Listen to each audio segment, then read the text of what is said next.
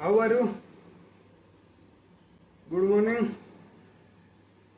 तो आज हम शुरू करने जा रहे हैं एक नए टॉपिक पर चर्चा, और ये है भारतीय अर्थव्यवस्था की विशेषताएं। तो दोस्तों, अर्थव्यवस्था की जब बात आती है तो हम भारत की अर्थव्यवस्था के विषय में जानने की कोशिश करते हैं कि जो हमारी अर्थव्यवस्था है इसकी क्या विशेषताएं हैं निश्चित रूप से, और किन विशेषताओं को लेकर हमारी अर्थव्यवस्था चल रही है। मैंने जैसे उसमें क्या क्या हमने अपने देश के हिसाब से, वैसे तो अर्थव्यवस्था तो कॉमन होती है सबकी, लेकिन हमारे देश की विशेष परिस्थितियां हैं और हमारा देश विशेष प्रकृति का है। तो इस प्रकार हम लोग अपनी अर्थव्यवस्था को कैसे एक विशेष बनाएं और उसकी देश की आवश्यकता के अनुसार हम अपनी अर्थव्यवस्था को कैसे तैयार करते हैं, इन्हीं सब विषयों को लेकर हम विस्तार से आज जानने की कोशिश करते हैं कि हमारी अर्थव्यवस्था है कैसी। तो आइए दोस्तों शुरू करते हैं इस विषय को। हाँ तो दोस्तों, थोड़ा प्रॉब्लम हो गई थी। ये जो हमारी अर्थव्यवस्था है दोस्तों, इसकी विशेषता क्या है कि हम जो भारत है हमारा काफ़ी लंबे समय से, या कहें कि जब से अर्थव्यवस्था जैसी एक व्यवस्था आई तो आज़ादी के बाद से, या कहें तो हमने इसको जो पहले शुरुआत में घोषित किया वो कृषि आधारित अर्थव्यवस्था हमने इसे घोषित किया। क्यों? क्योंकि अर्थव्यवस्था का पैमाना ही हमारे रोजगार से है, उत्पादकता से। तो हमारी जो बहुसंख्यक आबादी थी वो गांव में निवास करती थी, तो लगभग 70% के आसपास। तो इस आधार पे जो बहुतायत लोग थे तो हमारे यहाँ कृषि पर ही उनकी आजीविका जो है आधारित थी। तो इसी के कारण से हमारी जो अर्थव्यवस्था बनी वो कृषि आधारित अर्थव्यवस्था बनी, और इसका जो वो था कृषि आधारित अर्थव्यवस्था का, जो कह सकते हैं कि ये जो स्रोत, मतलब जो हमने कृषि से क्या क्या हासिल किया, तो इसकी जो प्रमुखता आई तो इस कारण से है कि ये कच्चे माल का स्रोत है दोस्तों। जो हम अन्न का उत्पादन कर रहे हैं, जो कपास, कहवा, जूट, ये सब जो भी चीज़ें हम उत्पादित कर रहे हैं प्राइमरी स्तर पर, तो ये सब हमारी कृषि से ही संभव है। तो ये इसीलिए इसको हमने कच्चे माल का स्रोत माना, क्योंकि हमारा जितना कच्चा माल आ रहा है दोस्तों वो सब का सब कृषि से ही आ रहा है। तो इसके ये बेनिफिट हैं। और जो महत्वपूर्ण उद्योग हैं उनकी मांग का स्रोत भी कृषि से ही पूरा होता है दोस्तों। जो जितने भी हमारे महत्वपूर्ण बड़े उद्योग हैं उन सब के लिए हमारी जो अर्थव्यवस्था है, इन सब का कच्चे माल का या और भी जो चीज़ें आवश्यक अनुसार हैं वो सब हमारी यहीं से पूर्ति होती है। तो दोस्तों यही देखिए, रोजगार का 40% कृषि से ही दोस्तों प्राप्त होता है। आज की डेट में भी ये इसका आंकड़ा बहुत अधिक है। तो ये इसी के लिए ये हमारी कृषि आधारित अर्थव्यवस्था जो थी, तो ये जबकि ये थोड़ा अच्छी चीज़ नहीं है कि ज़्यादा से ज़्यादा लोग कृषि पर निर्भर रहें। क्यों? क्योंकि जो हमारे विकसित भारत की, मतलब जो विकसित देश की एक परिकल्पना होती है उसमें कृषि का हिस्सा बहुत कम रखा जाता है।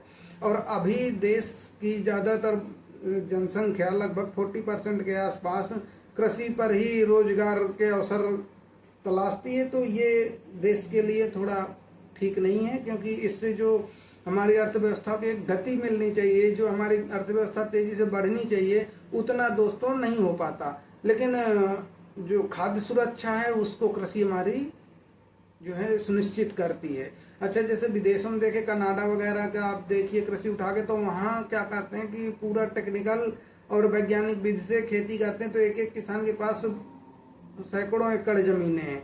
तो वहाँ वो लोग पूरा अपना एक तंत्र बना रखे हैं और उसमें पूरी टेक्नोलॉजी के इस्तेमाल करते हैं, मशीनरी के इस्तेमाल करके वो लोग कृषि करते हैं।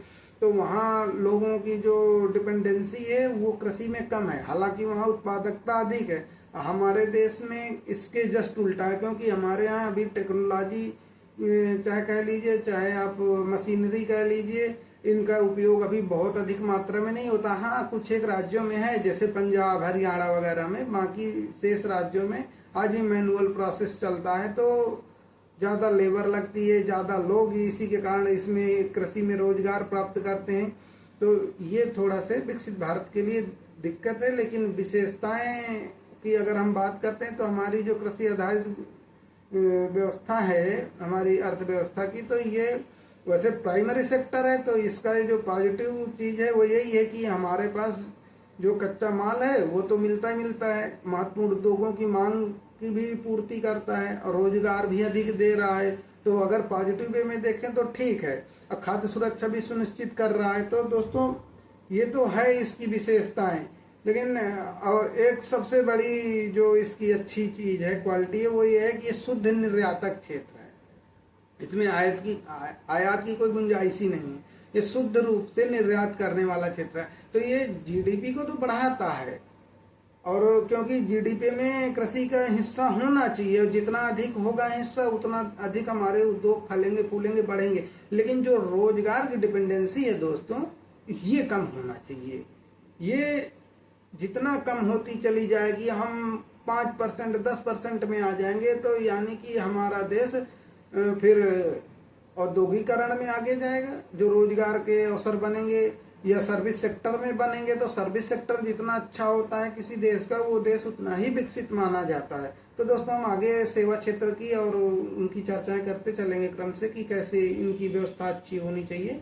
तो कृषि हमारे लिए महत्वपूर्ण है, और कृषि को हमें और इसे मजबूत बनाना है। हमें अपने किसानों को और उत्कृष्ट बनाना, उनको और लाभकारी बनाना, उनके किसानों को जो आमदनी है उसको हमें बढ़ाना है, और प्रति व्यक्ति आय को हमें बढ़ाने के साथ साथ प्रति व्यक्तिगत आय भी बढ़ानी है।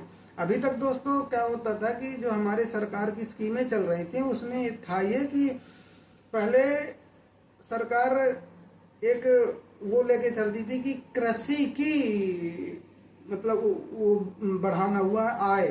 फिर बाद में क्या हुआ, जब सरकार को समझ में आया कि कृषि की आय तो एक सीमा तक ही बढ़ाई जा सकती है, तो फिर नया टर्म लाया गया कि हमें कृषि की आय को नहीं अधिक बढ़ाने की कोशिश करना, क्योंकि अगर कृषि की आय बढ़ेगी अधिक तो मतलब कि अनाज के महंगे होंगे रेट, और जब अनाज के रेट महंगे होंगे तो फिर देश में महंगाई बढ़ेगी। जब देश में महंगाई बढ़ेगी तो दूसरी समस्याएं खड़ी हो जाएंगी। आज की स्थिति में देखिए सब्जी के रेट कितने अधिक बढ़े हुए हैं, आलू, लहसुन, प्याज, टमाटर, ये सब के। तो ये जब बढ़ते हैं तेल के, दालों के, तो क्या होता है कि जब ये चीज़ें बढ़ती हैं तो देश में आम जनता को नुकसान होता है। तो सरकार ने इसको कृषि की जो है आय को बढ़ाने के बजाय किसान की आय को बढ़ाने पर जोर दिया, ताकि किसान को अन्य क्षेत्र में, वन क्षेत्र है, वन जो है आपका कह सकते हैं ये कृषि के बाद पशु उद्योग का क्षेत्र है, मत्स्य उद्योग का क्षेत्र है। तो अलग अलग उद्योग के क्षेत्रों में किसानों को ले जाने की एक वो चल रही है।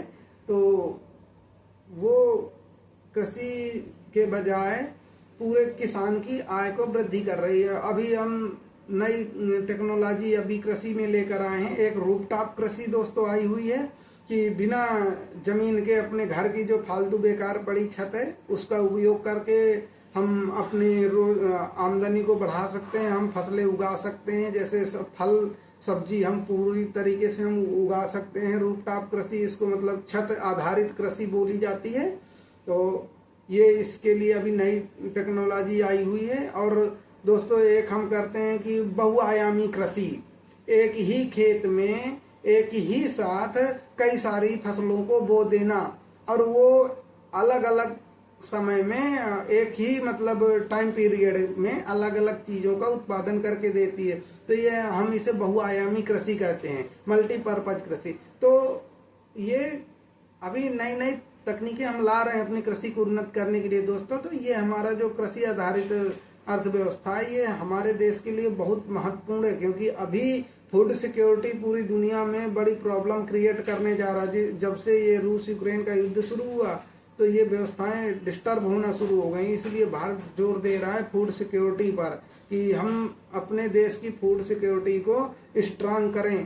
तो दोस्तों ये थोड़ा हमारे लिए भी चिंता का विषय है, सरकार के लिए चिंता का विषय तो है ही, आम जन के लिए भी। जिस तरीके से महंगाई अभी बढ़ी हुई है, तो इन सबको देखते हुए हमें कृषि को और भी सुधार करना है। लेकिन जो हमारी ये इसकी विशेषताएं हैं वो ऐसी ही हैं, तो ये विशेषताओं को तो हमें बनाए रखना है, लेकिन हमें कृषि को और सुधार। तो अभी हम इस पे आगे बात करते हैं रोजगार की दर पर।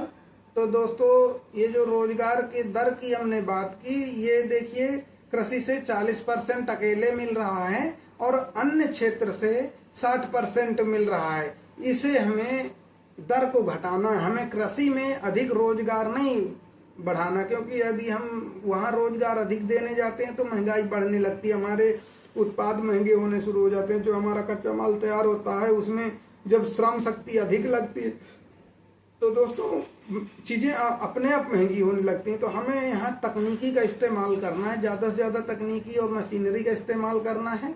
चाहे हमें दवा छिड़कने के लिए ड्रोन की व्यवस्था करनी हो, जैसे अभी सरकार ने ड्रोन दीदी एक योजना लॉन्च की है देश भर के लिए। तो अभी जैसे हम नई नई मशीनरी ला रहे हैं, हार्वेस्टर वगैरह आ चुके हैं, तो ये सब हमारे कृषि को उन्नत कर रहे हैं लगातार। तो दोस्तों ध्यान देना है, रोजगार की दर को हमें कम करना है। तो अभी देखिए हम संरचना की बात करते हैं, हमारी जो अर्थव्यवस्था है उसकी संरचना कैसी है। तो हमारे देश की जो अर्थव्यवस्था की संरचना है वो दोस्तों अल्प विकसित संरचना है। अल्प विकसित हम कहते हैं कि विकासशील को ही अल्प विकसित कहा जाता है। मैंने विकसित और अल्प विकसित दो होती हैं, जो मतलब इकोनॉमिक्स के टर्म में हम अगर कहें तो इसको अल्प विकसित कहा जाता है, विकासशील नहीं कहा जाता। लेकिन बोलचाल की भाषा में हम इसको विकासशील लिखते हैं, लेकिन टेक्निकल टर्म में अल्प विकसित लिखा जाता है। तो दोस्तों ये अल्प विकसित जो है ये हमारी इस समय की मौजूदा अर्थव्यवस्था का, और विकसित अर्थव्यवस्था जो स्वयं में सक्षम हो जाती है। तो अभी क्या है कि विभिन्न क्षेत्रों के हिस्सों को अर्थव्यवस्था की संरचना कहते हैं। ये एक इसकी परिभाषा देने की कोशिश की गई है कि जो हमारी संरचना है, तो विभिन्न क्षेत्रकों की जो बात आती है, विभिन्न क्षेत्रकों के हिस्से को अर्थव्यवस्था की संरचना कहते हैं। मैंने जैसे संरचना हमने बात की, विभिन्न क्षेत्र हमारे कौन कौन से, जैसे हमने कहा कृषि क्षेत्र हो गया, हमारा सेवा क्षेत्र हो गया, हमारा उद्योग क्षेत्र हो गया। ये जो विभिन्न क्षेत्रक हैं इनको हम क्षेत्रक कहते हैं, माने सेक्टर, अंग्रेजी में बात करें तो सेक्टर बोलते हैं। तो ये जो हमारे अर्थव्यवस्था के सेक्टर हैं जहाँ से हमको आमदनी प्राप्त होती है, तो ये तीन ही तरीके से हैं दोस्तों। एक कृषि का हो गया जो हमें रॉ मटेरियल प्रोवाइड कराता है, कच्चा माल, और दूसरा हमारा जो औद्योगिक हो गया जो रॉ मटेरियल से प्रोडक्ट तैयार करने का काम करता है। जो सेवा क्षेत्र है जैसे बैंकिंग का क्षेत्र हो गया हमारा, और जो और भी बहुत सारे जो सेवा के क्षेत्र चल रहे हैं वो सब सेवा क्षेत्र आते हैं। तो हमारे जो जितने क्षेत्रक हैं, जितने मतलब सेक्टर्स हैं, उन्हीं का जो हिस्सा है वही हमारी संरचना कहलाती है अर्थव्यवस्था की। और दोस्तों विकास के द्वारा संरचनात्मक परिवर्तन ये होता क्या है कि जब हम विकास की बात करते हैं तो हमने पिछली बार ये चर्चा की थी कि जो हमारा विकास होता है वो गुणात्मक होता है, समृद्धि क्या होती है, मात्रात्मक होती है। तो दोस्तों जो हमारा ये विकास हो रहा है तो ये हमारे संरचना में जो हमारा इंफ्रास्ट्रक्चर है इसको पूरी तरीके से बदलने का काम कर रहा है। तो विकास के द्वारा ही हम बदल सकते हैं। जैसे हमने कहा कि जैसे रोजगार का क्षेत्र हमारा कृषि का है, तो हमें वहाँ रोजगार को कम करना है। कृषि क्षेत्र में कम से कम लोगों को हमें कृषि के क्षेत्र में लगाना, वहाँ ज़्यादा से ज़्यादा हमें तकनीकी का इस्तेमाल करना है ना। और जितना हमारे लोग कृषि में कम डिपेंडेंट होंगे रोजगार के लिए, उतना अधिक हम अपने किसानों की आमदनी बढ़ाने में योगदान कर पाएंगे। अच्छा अभी जैसे एक एक बीघे 2-2 बीघे लेकर किसान बैठे हुए हैं, अगर यही हो जाए कि एक व्यक्ति के पास 50 बीघे 100 बीघे होने लगे तो फिर वो किसान अच्छी आमदनी कर पाएगा, अच्छा उत्पादन कर पाएगा, टेक्नोलॉजी का इस्तेमाल करेगा, तो प्रोडक्ट भी सस्ते उसके निकलेंगे, जो कच्चा माल तैयार करेगा वो भी सस्ता रहेगा। तो दोस्तों हमें विकास के द्वारा ही ये संभव है, मशीनरी विकास, नई नई टेक्नोलॉजी लाके तो हम इस तरीके से अपने संरचना में परिवर्तन ला सकते हैं। हम सेवा क्षेत्र में भी नई नई टेक्नोलॉजी का यूज कर रहे हैं। पहले बैंकिंग क्या थी, मैनुअल थी, अब जब से कंप्यूटर आ गया इंटरनेट आ गया, किस तरीके से हमने संरचनात्मक परिवर्तन किए। अभी आजकल जैसे एआई चैट जीपीटी आ गया, हम घंटों का काम मिनटों में कर रहे हैं, मिनटों का काम सेकंडों में कर रहे हैं। तो हम लगातार विकास कर रहे हैं। जब विकास कर रहे हैं तो हम गुणात्मक परिवर्तन कर रहे हैं। जब गुणात्मक परिवर्तन कर रहे हैं तो हमारी जो संरचना है, जो हमारी व्यवस्था है दोस्तों, वो अपने आप परिवर्तित होना शुरू हो जाती है। यही हमारे जो अर्थव्यवस्था की संरचना है ना, यही इसका स्वरूप है। तो हम इसको विकास के द्वारा आसानी से बदल सकते हैं। हम इसीलिए जितना विकास करेंगे, विकास तो हर सेक्टर पे होता है, जैसे हमने कहा था एजुकेशन है, हेल्थ है ना, तो हर सेक्टर को लेकर इंफ्रास्ट्रक्चर का है। तो जहाँ जहाँ हम क्वालिटेटिव चेंजेस लाते जाएंगे वैसे वैसे होता जाएगा। अभी ये देखिए हमने क्या कहा, जो कृषि के योग दर में गिरावट, तो ये योग दर यही है, कृषि का योग दर है, उसको हमें कम करना पड़ेगा। माने जो रोजगार की दर है हमारी, उसको हमें घटाना पड़ेगा। यही संरचना में हमारा स्वरूप है कि हम जितना रोजगार की दर को घटाते चले जाएंगे, जितना लोगों को कृषि से निकाल पाएंगे, हम उतना तेजी से दोस्तों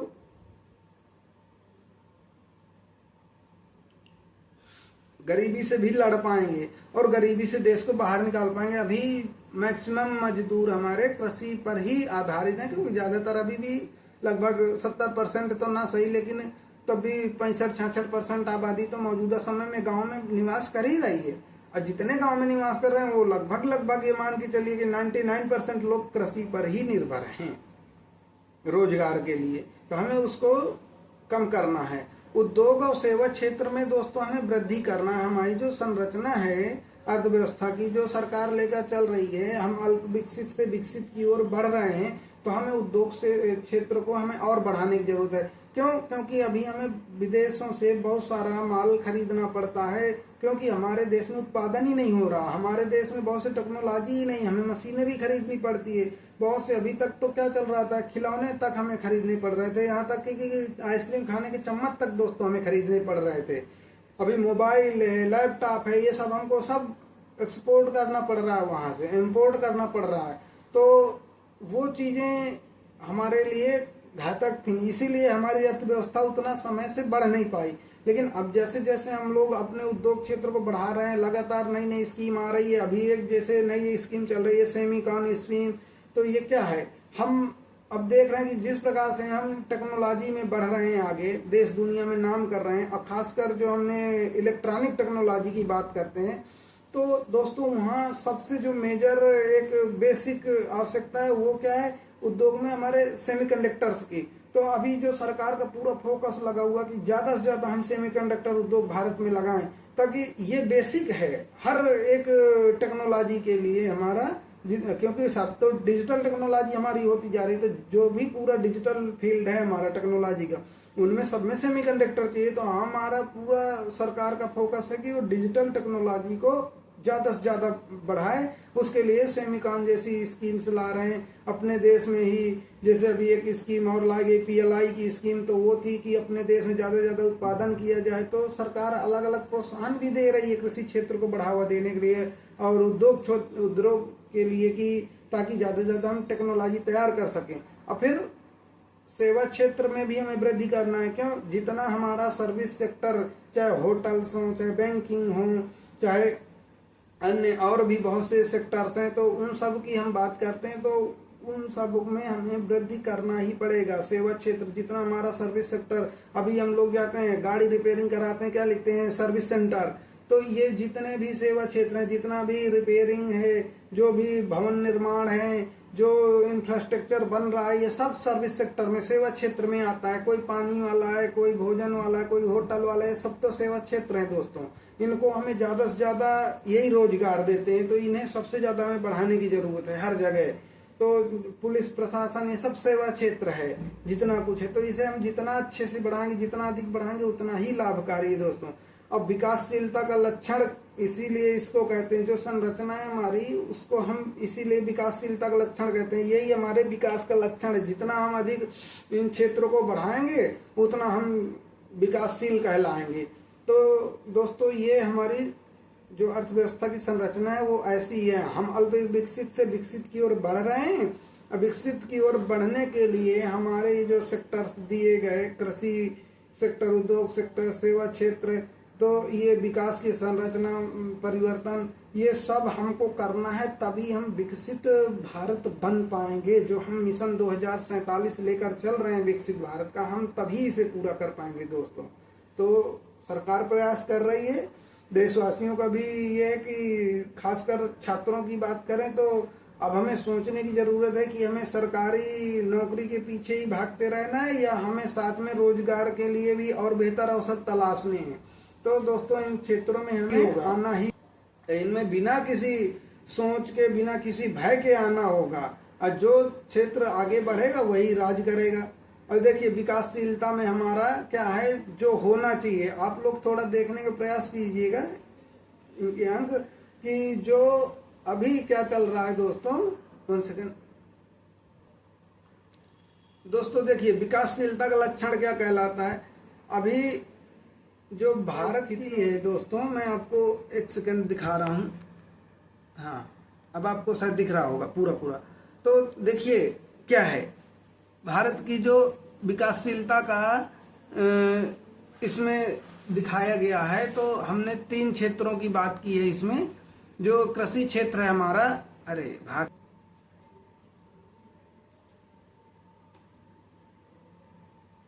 दोस्तों, ये थोड़ा डिस्टर्ब हो गया था डेटा। तो हम बात कर रहे हैं, जो चार्ट बना हुआ है ना दोस्तों, ये विकासशीलता का पैमाना है।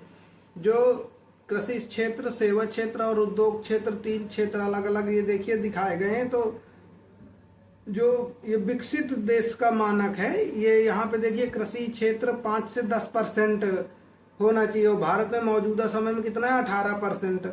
और ये आप देख रहे हैं ये उद्योग क्षेत्र है, तो 25 से 30% होना चाहिए। भारत अभी कहाँ है, 27% तक पहुँच गया है। यानी कि हम अपने औद्योगिक क्षेत्र के विकास की हम जो मैक्सिमम सीमा है लगभग वहाँ पहुँच रहे हैं। मात्र 3% का हमारा अंतर है। या एवरेज की हम बात करें तो हमें जो एवरेज चाहिए ऑल ओवर वर्ल्ड, वो हमने औद्योगिक क्षेत्र में प्राप्त किया है। जो हमारे आंकड़े हैं, तो हम अभी 3% तक, और मैक्सिमम हमें जाना है, तो मैक्सिमम हमें जाएंगे। और देखिए सेवा क्षेत्र में दोस्तों हमारा 55% है। तो इसको जो भारत का 55% है, लेकिन जो पूरे विश्व का है वो कहाँ है, हमारा 60 से 70% के बीच में है विकसित देशों का। तो विकसित देशों से अगर तुलना की जाए या कहें विकसित देश की जो मानक है वो इतना है। तो दोस्तों हमें यहाँ घटाने की जरूरत है, कम से कम हमें 8 से 10% यहाँ कृषि क्षेत्र में घटाने की जरूरत है। और यहाँ हमको 10 से 15% हमें बढ़ाने की जरूरत है सेवा क्षेत्र को। 2-3% हमें उद्योग क्षेत्र को, तो हम उद्योग क्षेत्र बढ़ाएंगे, सेवा क्षेत्र को ज़्यादा बढ़ाएंगे, कृषि क्षेत्र में रोजगार को हम घटाएंगे दोस्तों। ठीक, तो हम इसी मानक को लेकर चल रहे हैं। अब विकसित देशों की संरचना और व्यावसायिक वितरण में समरूपता, ये विकसित देशों में होता है दोस्तों। जो उनकी संरचना है और उनका जो व्यावसायिक वितरण है, उनमें समरूपता देखी जाती है। एक मानक उनका निश्चित हो जाता है कि हमें इस तरीके से इसको करना है।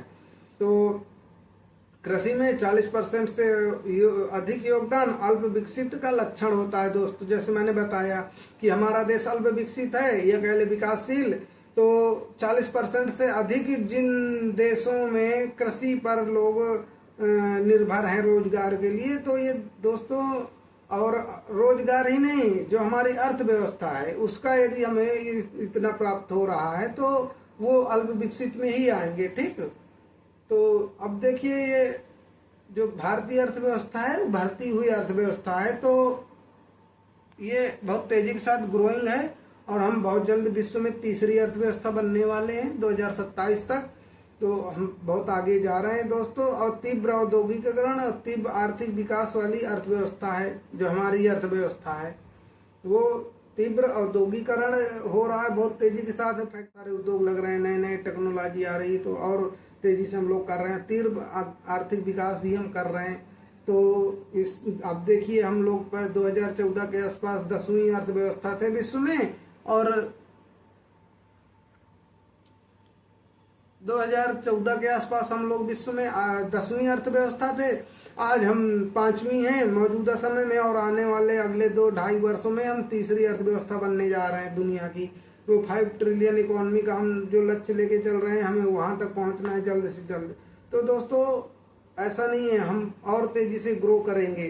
तो इसके लिए जो हमारी व्यवस्था है, अर्थव्यवस्था की जो संरचना हमने बनाई हुई है, तो ओवरऑल हमारी अर्थव्यवस्था की संरचना ऐसी ही है कि हमें तीव्र औद्योगिक विकास करना है। उसके लिए हम नई नई स्कीम्स ला रहे हैं, जो भारत सरकार के मतलब लगातार प्रयास हो रहे हैं, वो तीव्र औद्योगिकरण को बढ़ावा देने के लिए।